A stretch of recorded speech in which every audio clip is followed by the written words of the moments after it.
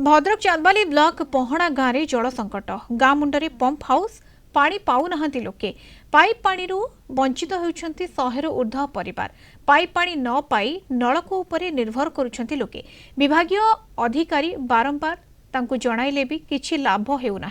समस्यार तुरंत समाधान पाई ग्रामवासी माने दाबी करिसंती। प्राय 20 खंड टेप जाऊँगी आउ 100-200 टेप पानी जाऊना जोटा कि आम भीषण असुविधार सम्मुखीन सबुदिन हो जेकोसी समय पानी चाहिए पानी ना ये पोखरी अवस्था से पोखरी पानी माने गाधुआ उपयोगी कि पीवा उपयोगी नुहे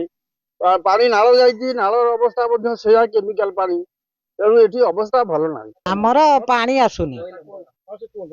पानी आसुनी ऐसा आम 10-30 घर ये बहुत हैरान हो 6 मास है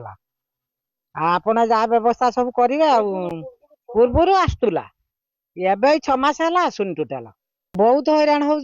कौन कर कौ तो कहीं शुणुना।